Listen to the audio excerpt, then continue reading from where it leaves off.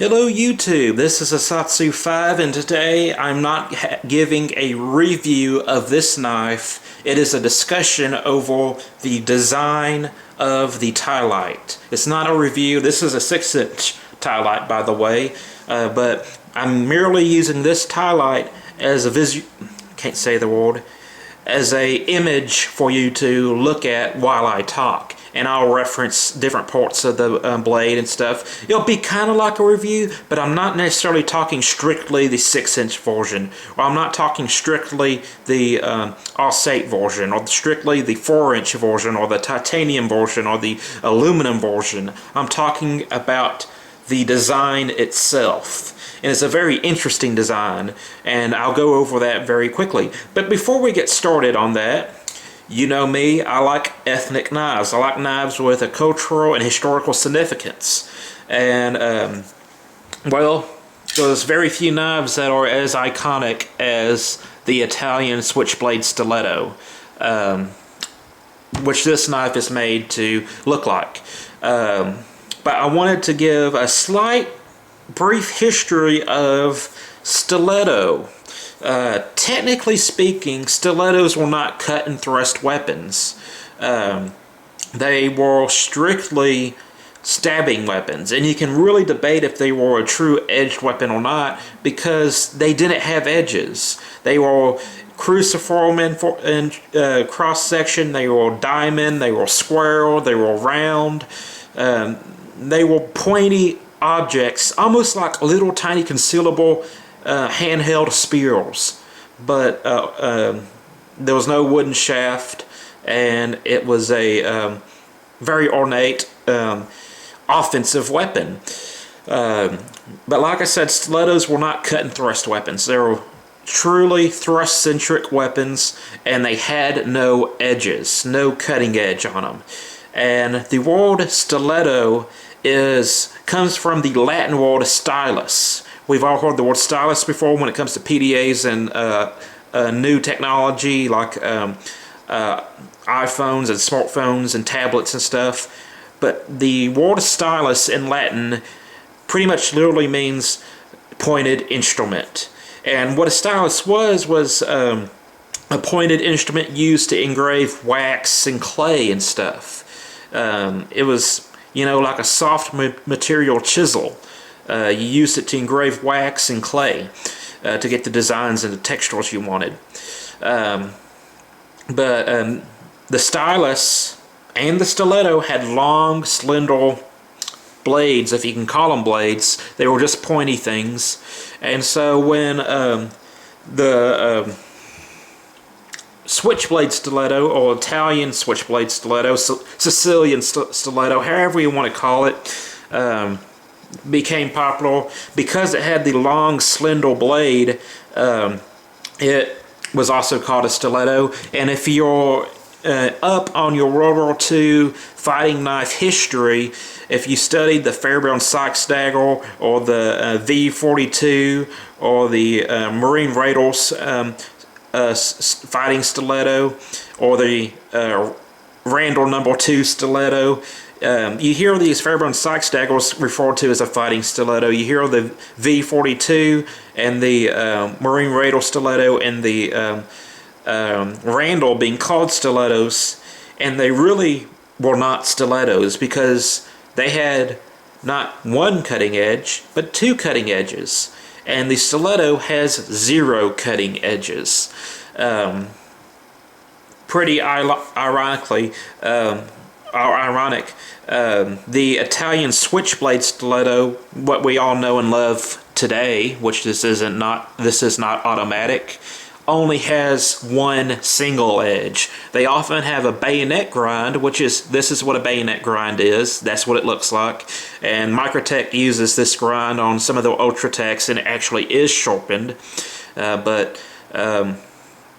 I think, well, yeah, if this is sharpened, you can technically call it a false edge, not a double edge. But they often had the bayonet grind, which looks like this, but with a single edge.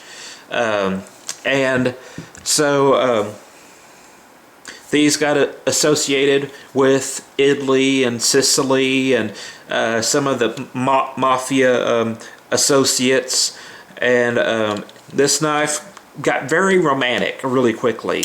It's elegant, it's intimidating, it flies out super fast, and if you have the 4-inch version, it flies out super fast, and if you have the Switchblade, it's like really fast.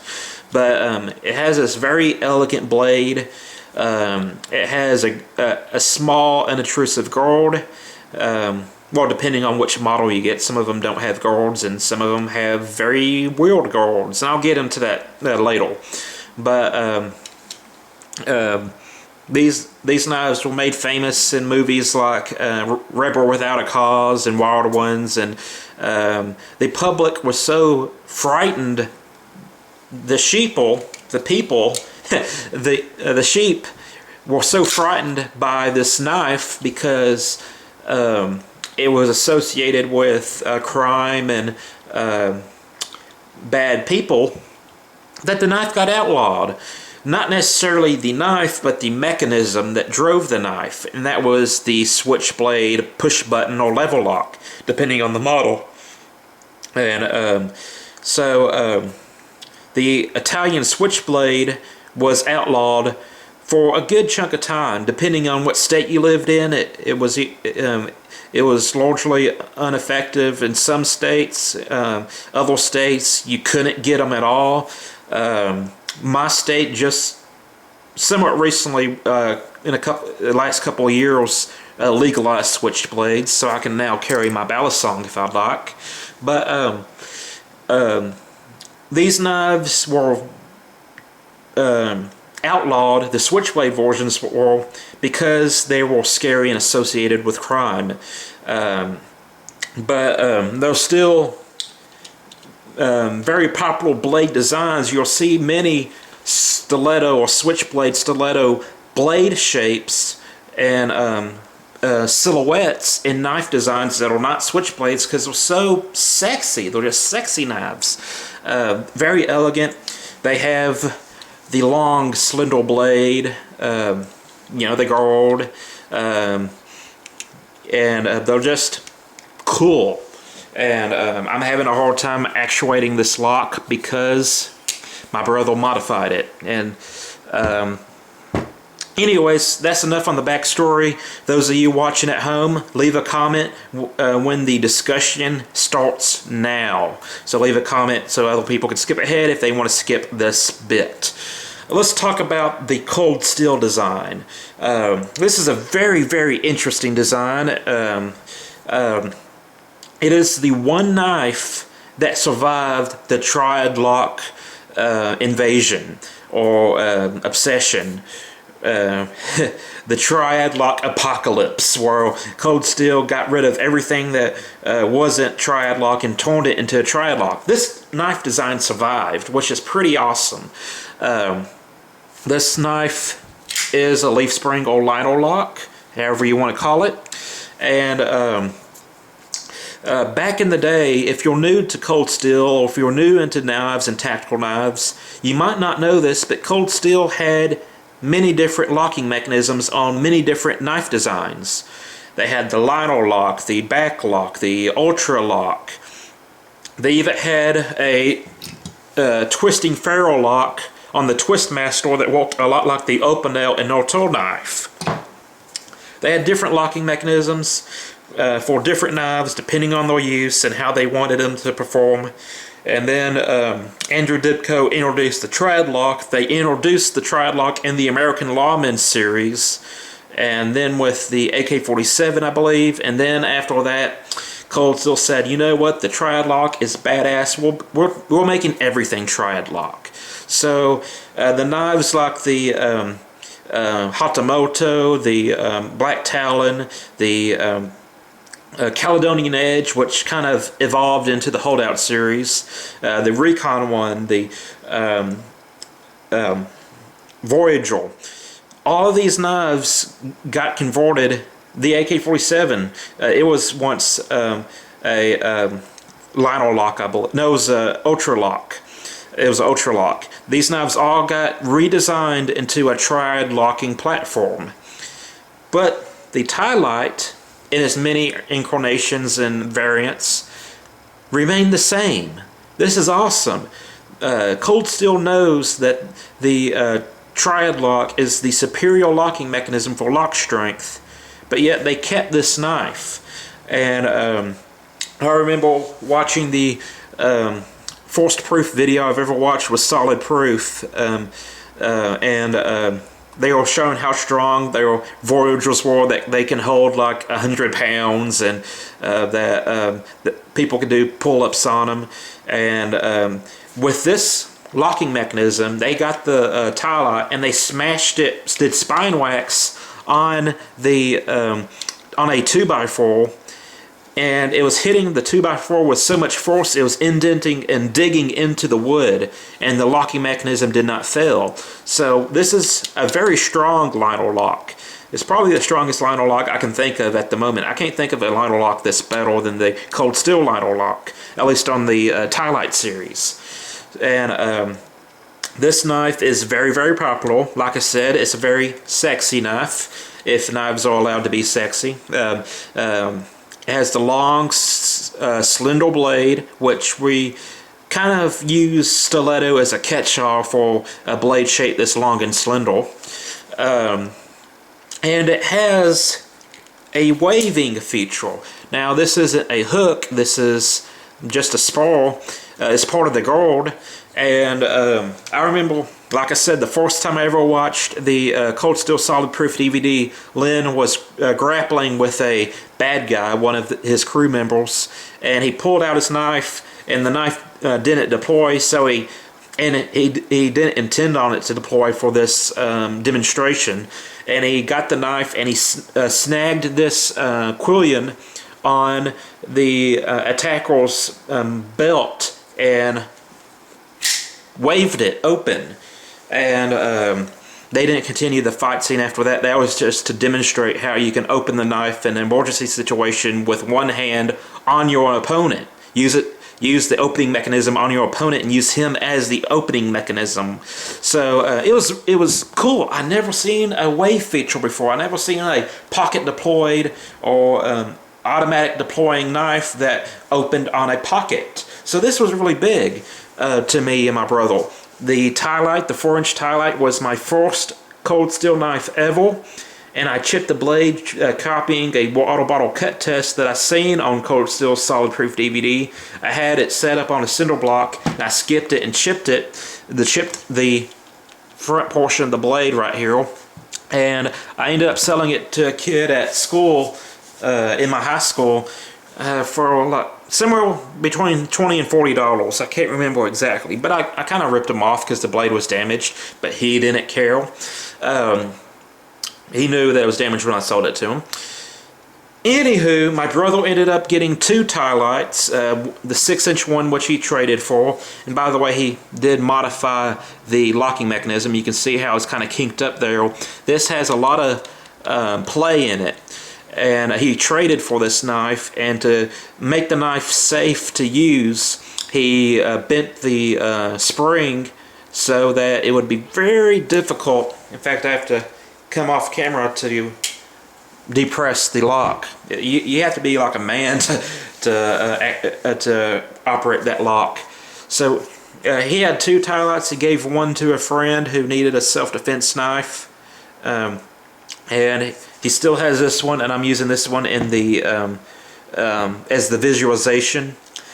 But this knife is super cool, but it does have some drawbacks, and I'm going to talk about some of the disadvantages of this knife. Like I said, this isn't intended to be a review over the 6-inch version, the Os-8 version, the 4-inch version, the aluminum version, titanium version. I'm not poking fun at a variant of this knife. I'm talking about the overall design of this knife. And this knife is very much loved, has many fans, and I'm pretty sure these fans can agree with me that it has some drawbacks, and I want to talk about those drawbacks. Open the knife. I'm going to start from the tip of the blade going down. First off, you do got a bayonet grind.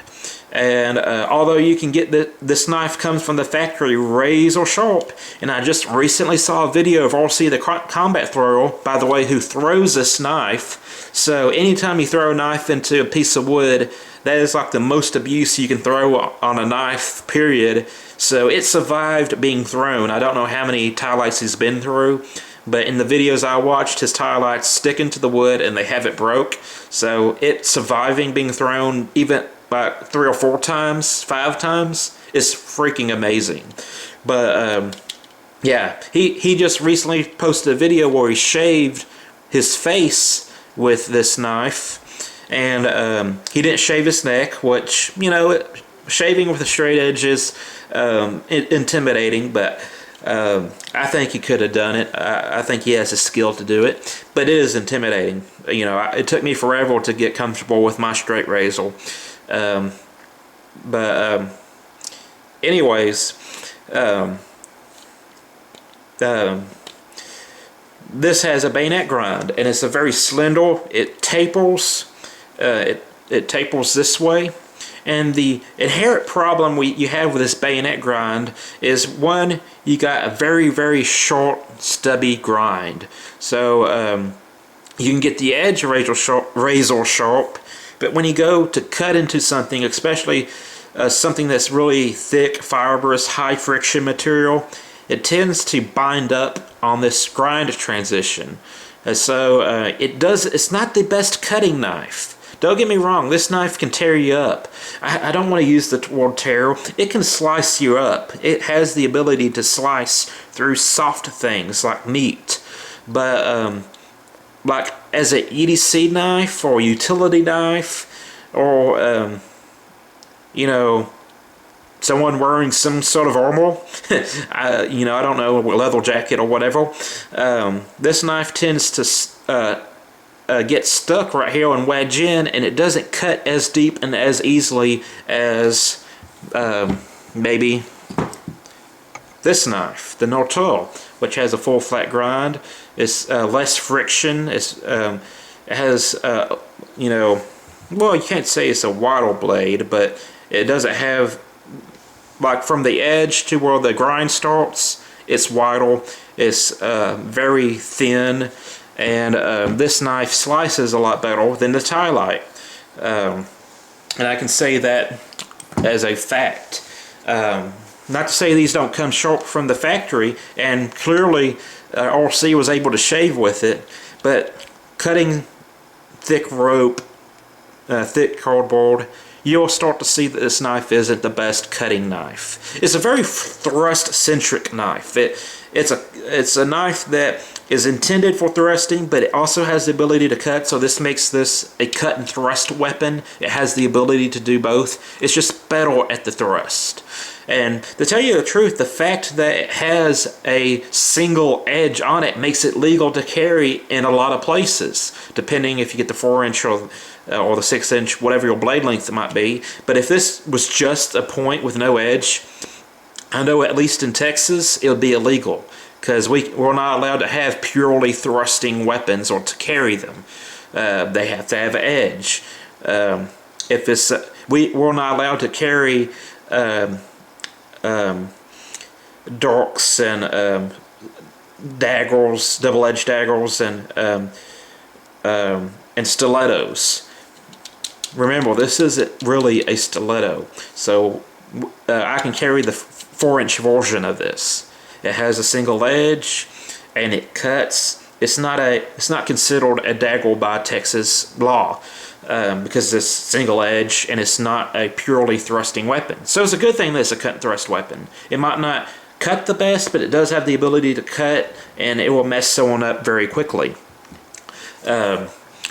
Starting back down, we're going to move to my second talking point, and it's the guard, the quillions.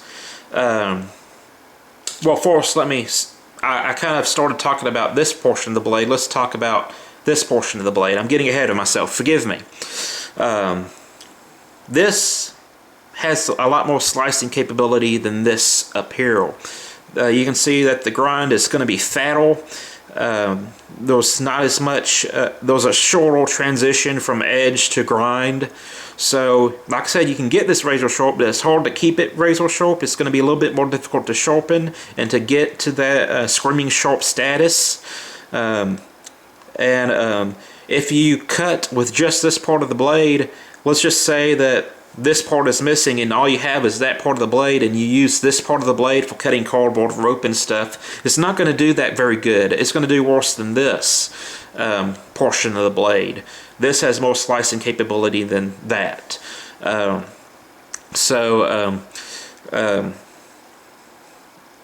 This is a thrust-centric blade, I guess is what I'm talking about. And another note on the bayonet grind, if this was sharpened, it would be a false edge. But since it's not sharpened, it's going to be called a swedge, which a false edge and a swedge are different. False edges are sharp, swedges are not, and a single edge knife can have a false edge and a double edge knife can have a false edge. Just because it's a false edge doesn't mean it's a double edge knife. All double edge bladed knives have false edges. Only some single edge knives have a false edge. So, okay, I'm finished talking about the blade. Let's talk about the guard. And this guard is where things kind of fall apart. It's a very sexy guard, and it's practical and tactical in ways, but in other ways it's not so practical and tactical. And we're going to discuss that next. This has an S guard, and it's very pointy at these bits, and is jimped on both of them. So I guess if you're holding it in this kind of classical buoy grip, it does alright, but if you're holding it edge down, that digs and stabs into your finger. It's not comfortable at all. Disadvantages with this guard. It kind of sucks as a guard. As a guard, it's purely aesthetical. I guess you can technically hook or catch a blade right there, but don't count on it. You're not going to be that lucky. By the way, if you're in a situation where you have to catch or use a knife in self-defense, you're not that lucky either. So, but it's worth talking about. You could possibly use that defensively. This guard doesn't hang out enough where it'll protect your fingers. So you have to be very careful when parrying. This guard isn't going to protect your hand from incoming blades so much. I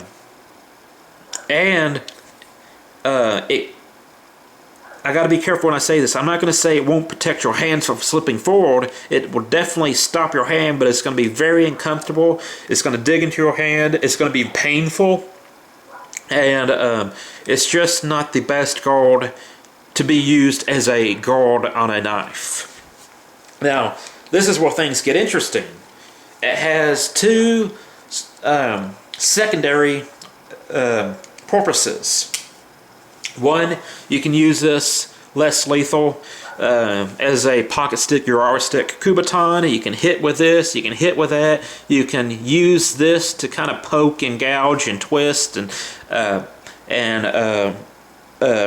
abrade with. You know, that isn't very comfortable. You do that on someone's forehead, it's probably going to cut them open. So this is a good self-defense weapon when closed, and if it escalates, you can open it. So there's one of its secondary purposes. Another purpose, which I touched on earlier, it waves open. Now, how is that a problem? I mean, obviously a waved knife is a fast knife. How can that be a bad thing? Well, the problem is, and I don't have an Emerson next to me, but I do have this Cold Steel Tiger, and it doesn't wave that well right now. It needs to be modified. But see, with this knife, you actually have a hooking mechanism that hooks into your pocket. This is a spur. This doesn't hook into your pocket as well. That's why they have the jimping. And when you pull it out and try to wave it, it's not that efficient. So sometimes it'll wave, sometimes it won't, but it will always abrade your pocket. This mechanism on this design will abrade and tear up your pockets. Don't use this knife, or don't wave this knife on a nice pair of jeans, or a nice pants in general. If you have very delicate clothes on, like maybe a suit or you know, khakis, something that you want to maintain its aesthetical beauty, don't use this. Don't wave this knife on it. It will tear it up, and it will tear up cheap rugged jeans as well. So this, as you can see, is jimped, and it acts as a file on your pocket. And so every time you wave it, it rips cotton, or it rips canvas, it rips polyester, whatever material it is, it rips the fabric. So yes, I was very amazed by this waving mechanism when I first saw it. Yes, it still waves, and in an emergency you can use it as a waving knife in a self-defense situation, and I would say go ahead and go for it if you're using this knife for self-defense.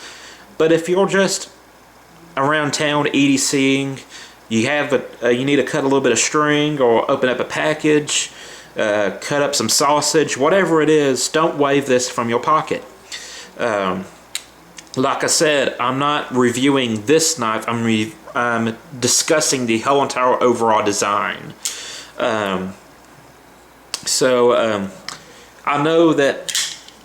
I know for a fact this knife is a very popular design, it's a very sexy design. RC loves the 6-inch version, and I think he has a 4-inch version. I'm getting the XHP steel aluminum version in the mail here pretty soon, and I'll have a review talking about that specific knife then.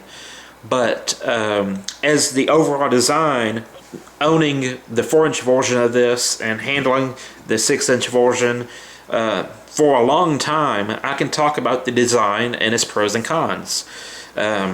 Pros, this very sexy knife is a very good thrusting knife, but yet it has the cutting capability. It can be a very intimidating knife, although you shouldn't be intimidating people with your knives. But if it does end the situation before you can get to them, or you know, if you're able to use this in a long-range knife fighting situation, and they happen to see, wow, that's a 6-inch folding switchblade, you know, they might run, but don't count on it. It's very elegant. If this was titanium and anodized in rainbow colors and stuff, it could sell for a lot more money than what it's selling for now. Especially if these liners, like if this was titanium, you have the black and then like blue anodized titanium in these holes, that would be sick. It'd be awesome. But anyways, I think I've rambled on long enough about this knife design. It is an awesome design because it survived the Triad apocalypse. It's not a perfect design, but it is a good design, and it's a design with staying power. So that's it. I hope y'all have a great day. I'm a Satsu 5, and I'm out.